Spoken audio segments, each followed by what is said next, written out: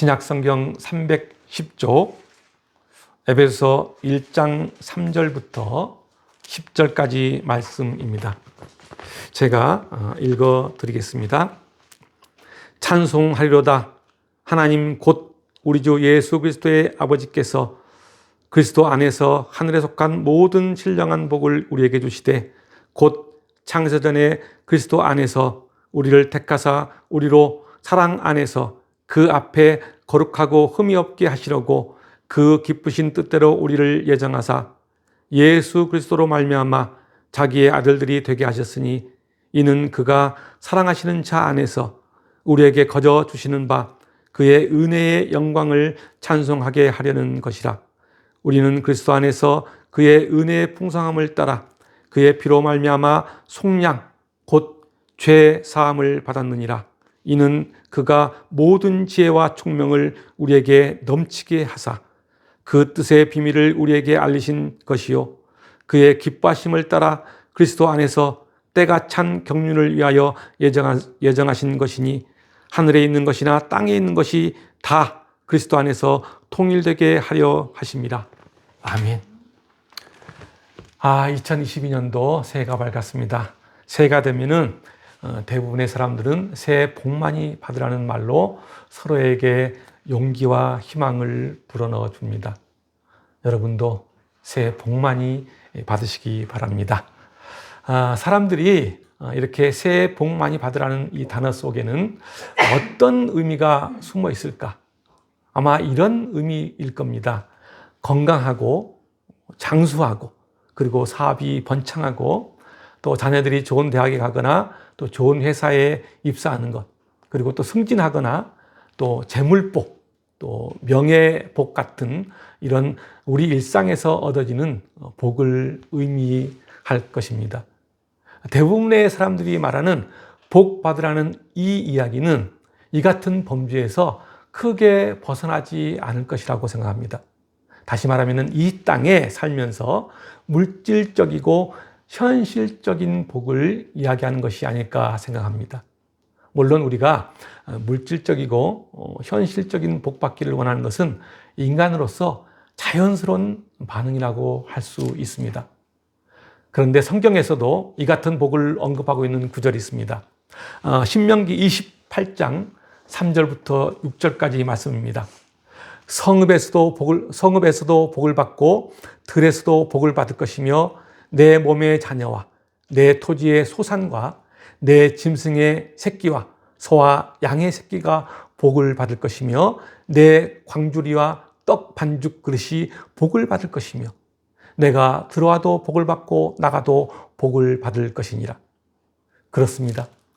여기 신명기에서 언급하고 있는 이 복은 성읍과 들에서, 다시 말하면 생활의 모든 터전에서 복을 받을 것이라는 것입니다. 그리고 자녀와 토지, 짐승, 광주리, 떡반죽 그릇에 복을 받는다는 것은 자녀뿐만 아니라 먹고 마시는 일상생활에 있어서도 풍족한 복을 받으라는 이야기입니다. 그리고 또 들어와도 나가도 복을 받을 것이라는 이 말씀은 언제 어디서나 풍족한 복을 받을 것이라는 이야기입니다. 그런데 이 같은 복은 하나님께서 그의 백성에게 주시는 복을 말합니다. 늘 하나님께서 동행하시며 주시는 축복을 의미하는 이야기입니다. 한마디로 이 땅에 살면서 하나님이 우리에게 주시는 복을 이야기하고 있는 것입니다. 이렇듯 성경에서도 우리가 듣기만 해도 기분이 좋은 복의 내용들이 많습니다. 세상에 복을 싫어하는 사람이 어디 있겠습니까? 우리나라 사람처럼 복을 좋아하는 민족도 드물 것입니다. 얼마나 복을 좋아하는지 산에 가서도 복을 빌고 바다에 가서도 복을 빌고 하다못해 뒷마당에 정한소를 떠놓고 복을 비는 민족이 우리 민족입니다. 심지어 옷에도 이불에도 그리고 수저와 밥그릇에도 복자를 새겨놓고 복을 빌었던 민족입니다. 그래서 그런지 신앙생활에 있어서도 복을 받기 위해 매년 새해가 되면은 기도원이나 교회에서 신년 축복 성회라며 부흥 집회를 하기도 합니다. 우리가 현실적으로 복 받기를 원하는 것은 인간적으로 매우 자연스러운 현상입니다. 그러나 성경이 말하는 복은 이 같은 현실적인 복, 현세적인 복을 그 복만을 이야기하고 있는 것이 아닙니다. 물질과 건강, 그리고 자녀, 사업과 명예 같은 복만을 말씀하고 있는 것이 아니라는 이야기입니다. 성경에서 말하고 있는 복은 물질적이고 현실적인 복을 뛰어넘어 영적이고 내적인 복을 말씀하고 있습니다. 오늘 본문 3절부터 5절까지를 보면은 복에 대하여 이렇게 말씀하고 있습니다. 찬송하리로다. 하나님 곧 우리 주 예수 그리스도의 아버지께서 그리스도 안에서 하늘에 속한 모든 신령한 복을 우리에게 주시되 곧 창세전에 그리스도 안에서 우리를 택하사 우리로 사랑 안에서 그 앞에 거룩하고 흠이 없게 하시려고 그 기쁘신 뜻대로 우리를 예정하사 예수 그리스도 말미암아 자기의 아들들이 되게 하셨다고 말씀하고 있습니다. 그렇습니다. 우리를 예정하사 그리스도 안에서 하나님의 자녀 삼으신 복, 다시 말하면 하늘에 속한 신령한 복을 말하고 있습니다. 그렇다면 하늘에 속한 신령한 복이란 어떤 복을 말하는 것일까요? 한마디로 예수님을 통해 우리에게 주시는 하나님의 복을 말합니다. 이것을 다른 말로 이야기하면 우리에게 주어진 복은 땅에 속한 물질적인 복이 아니라는 말입니다. 한정적이고 현세적인 이 땅의 복이 아니고 영원하고 신령한 하늘의 복을 말합니다. 영원하고 신령한 하늘의 복이란 성령께서 함께 하시는 구원의 복을 말합니다. 그 복이 우리를 당신의 자녀가 되게 한 것입니다. 그 복은 우리의 외모나 행실, 그리고 어떤 공로나 자세와 상관없이 창세전에 우리를 택하셔서 흠 없이 거룩하게 하기 위하여 우리를 당신의 자녀로 삼으신 것입니다. 그것도 당신의 사랑으로 우리를 가르치시고 사랑으로 용서하시고 사랑으로 이해하시고 사랑으로 깨우치시고 사랑으로 알게 하시고 사랑 안에서 우리를 당신의 자녀로 삼으셨습니다. 그것이 바로 예수 그리스도로 말미암아 우리가 하나님의 자녀가 된 복입니다. 예수님으로 인해 하나님의 자녀가 된 자들은 하나님의 신령한 복을 누리는 사람입니다. 하늘의 신령한 복을 누리는 자들은 감사할 수 없는 중에 감사하는 사람입니다. 이러한 사람은 환경의 영향을 받기는 하지만 그 환경을 변화시켜서 환경을 극복합니다. 왜냐하면 이런 사람은 하나님이 인생의 주관자이시며 동참자로 역사하셔서 힘을 잃을 때 힘을 주시고 낙심할 때 소망을 주시는 분이라는 사실을 믿음으로 고백하며 사는 사람이기 때문입니다. 그렇습니다. 하나님은 당신의 자녀에게 때로는 장래일을 계시하시고 때로는 죄된 심령을 책망하시기도 하셔서 성령의 인도를 따라 살도록 돌이키게 하신다는 사실입니다. 그래서 성령의 인도를 따라 살아가는 사람은 물질에서도 자유하고 성공이나 인기에 연연하지 않고 자유로운 삶을 살아갑니다. 더 나아가 생활 전반에 걸쳐서 긍정과 감사로 이타적인 삶을 살아갑니다. 그러나 예수님을 모르고 살아가는 세상 사람들은 이런 사람을 도저히 이해할 수 없는 사람들이라고 이야기를 합니다. 그들은 이기적이고 자기 중심적으로 살다 보니까 물질에 얽매여 사람들의 눈을 의식하며 살아갑니다. 사회가 요구하고 세상이 추구하는 가치에 얽매여 자유하지 못한 삶을 살아갑니다. 그래서 늘 허전하고 채워도 채우지 않는 삶을 살아갑니다. 우리 주변을 둘러보면은 물질적으로 풍요로운 삶을 살아도 그것을 누리지 못하고 전전긍긍하며 살아가는 사람이 의외로 많습니다. 잠시 즐거움은 있을지 몰라도 쉽게 즐거움을 잃어버려서 물질적 풍요가 더 이상 아무런 즐거움을 주지 못하는 경우도 있습니다. 또 어떤 사람은 돈과 명예를 얻었으나 가정의 불화나 사람들과의 관계성 문제가 생겨 삶의 의욕을 잃어버리는 경우도 많습니다. 사람은 물질만으로 행복할 수 없습니다. 또 그렇다고 건강하다고 행복한 삶을 산다고 할 수 없습니다. 하나님이 주신 신령한 복이 아니면은 언제든지 바람에 나는 겨와 같이 사라져 버릴 수도 있습니다. 하나님이 주시는 복은 이 땅에 주어진 복만이 아니라 영적이고 내적인 복들을 누리며 살도록 이끈다는 사실입니다. 여러분 모두가 하나님 주시는 이러한 신령한 복을 누리시길 소망합니다. 6절을 보겠습니다. 이는 그가 사랑하시는 자 안에서 우리에게 거저 주시는 바 그의 은혜의 영광을 찬송하게 하려는 것이라 라고 말씀하고 있습니다. 그렇습니다. 우리는 하나님의 사랑으로 예수 그리스도 안에서 은혜를 받은 사람들입니다. 어떤 자격이 있어서 은혜를 받은 것이 아닙니다. 아무런 조건 없이 하나님의 희생과 사랑을 통해 거저 주어진 것입니다. 그러므로 은혜의 구원을 받은 자들이 할 수 있는 것은 오직 구원을 주신 하나님을 찬양하고 그분께 영광을 돌리는 삶을 살아야 합니다. 하나님이 우리에게 베푼 무조건적인 그 사랑은 십자가의 피입니다.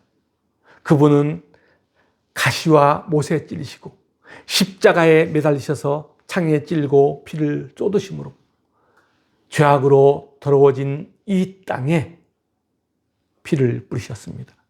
그 피는 우리의 모든 죄를 씻어 주셨습니다.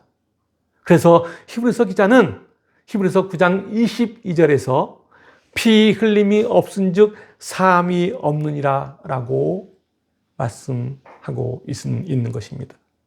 우리의 죄를 사함받기 위해서는 이렇게 예수님의 피를 필요로 합니다.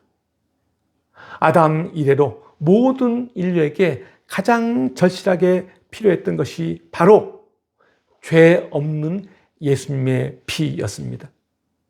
예수님의 피가 모든 악한 죄를 사합니다.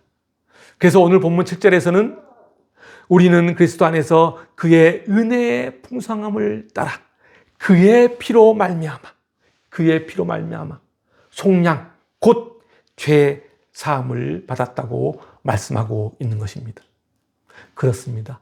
예수 그리스도의 피 흘림은 우리를 죄로부터 속량하셨습니다. 그 은혜의 풍성함을 따라 우리는 죄 사함을 받고 하나님의 자녀가 된 것입니다.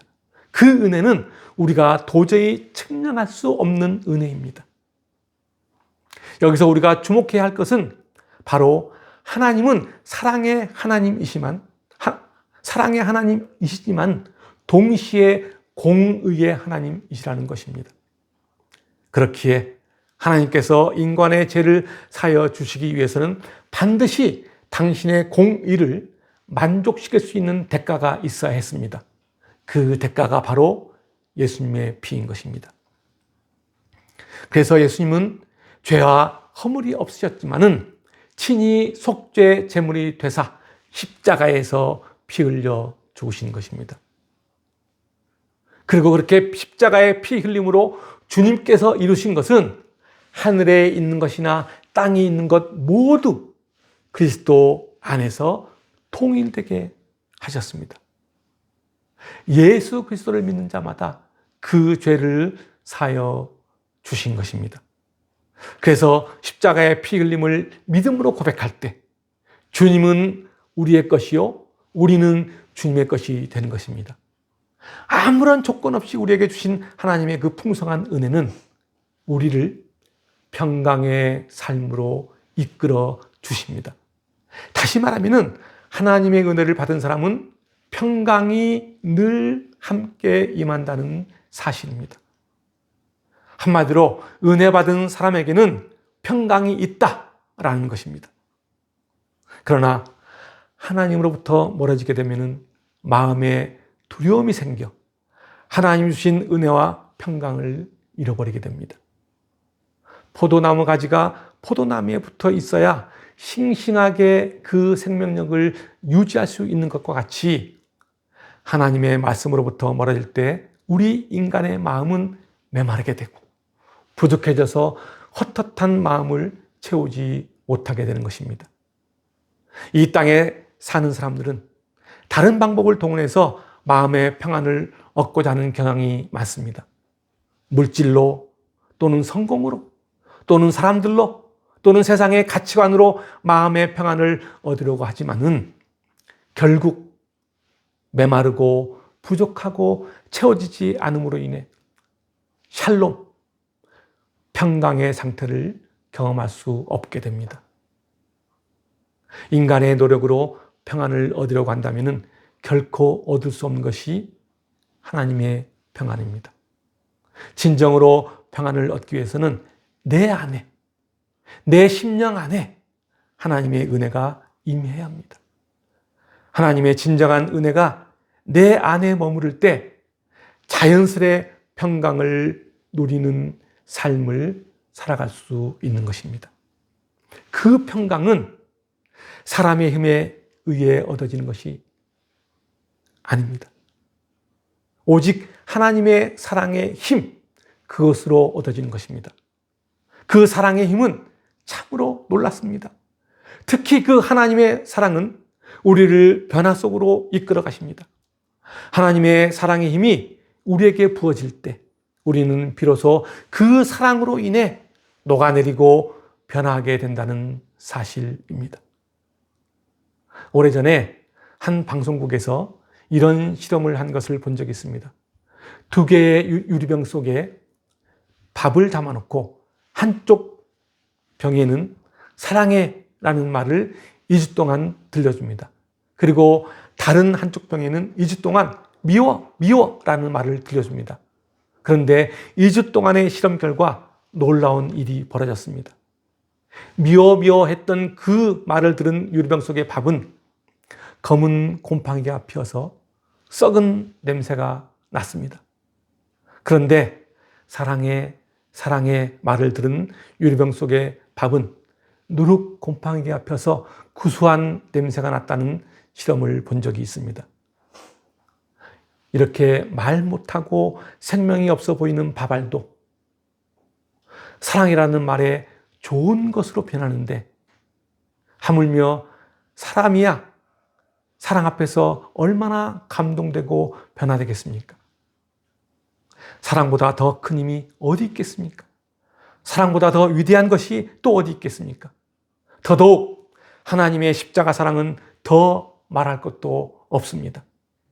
하나님의 사랑은 우리의 죄와 잘못에 대해 이유를 묻지 않으시고 일방적으로 용서하시고 조건 없이 은혜를 베풀어 주십니다. 그 사랑이 우리를 늘 감사가 넘치는 자리로 인도한다는 것입니다. 그 사랑이 우리를 탕자의 삶에서 벗어나게 합니다. 그 사랑이 우리를 변하게 만들고 우리를 평강으로 인도한다는 사실입니다. 오늘 본문 10절을 보면은 하늘에 있는 것이나 땅에 있는 것이 다 그리스도 안에서 통일되게 하려 하심이라고 말씀하고 있습니다. 한마디로 예수님 안에서의 통일을 말하고 있습니다. 하늘과 땅을 이야기하고 있는데 여기서 하늘은 거룩한 초소입니다. 그곳은 생명이 있고 영광이 있고 영화가 있는 곳입니다. 그러면 땅은 어떤 곳입니까? 땅은 죄가 있고 타락이 있고 더러움과 괴로움, 고통과 죽음이 있는 곳이 바로 땅입니다. 여기서 하늘과 땅이라는 단어는 하나님과 인간 사이의 반목과 멀어짐, 원수 관계에 대한 표현을 말하고 있습니다. 그런데 하늘과 땅이 그리스도 안에서 통일되게 하려 하신다고 말씀하고 있습니다. 이 말이 무슨 뜻일까요? 그렇습니다. 하나님은 이 땅에 예수 그리스도를 통해 온전한 화해, 회복을 주시고자 함이라는 말입니다. 다시 말하면 예수님을 이 땅에 보내신 이유는 인간의 타락과 범죄로 인해 하나님과 사람 사이에 멀어진 관계를 온전히 회복시키고자 함이라는 이야기입니다. 그 안에서, 그 예수 그리스도 안에서 온전한 화해, 통일을 이루시고자 했습니다. 예수 그리스도 안에서 만나고 거기서 화해를 이루시고 거기서 비로소 하나님이 의도하신 모든 복과 평강을 우리에게 주신다는 이야기입니다. 그렇습니다. 우리는 예수 그리스도를 믿는 믿음으로 하나님의 자녀가 된 사람들입니다. 하나님의 자녀인 우리는 서로 보듬어주고 사랑으로 감싸주고 그리스도 안에서 통일 하나 되어야 합니다. 그리고 하나님 주시는 은혜와 평안을 우리의 삶에서 마음껏 누려야 합니다. 그것은 우리의 힘으로는 되는 것이 아니고 예수 그리스도 안에 있는 생명으로 이루어지는 것입니다. 그래서 우리는 늘 주 안에서 살아가야 하는 것입니다. 예수 그리스도 안에 있는 생명의 복은 새 생명의 복입니다. 신령한 복입니다. 이 같은 복은 육체적인 만족을 주는 물질적인 복이나 출세와 같은 세상적인 복이 아니라 영적인 복을 말합니다. 이런 영적인 복은 우리에게 안정적이고 지속적인 평안을 공급합니다. 그 신령한 복이 여러분의 삶에 함께하길 소망합니다. 여러분 모두가 이 땅의 복이 아닌 하늘이 주시는 그 신령한 복으로 영적인 평강이 여러분의 삶에 충만하기를 주님의 이름으로 간절히 축원합니다. 기도하겠습니다.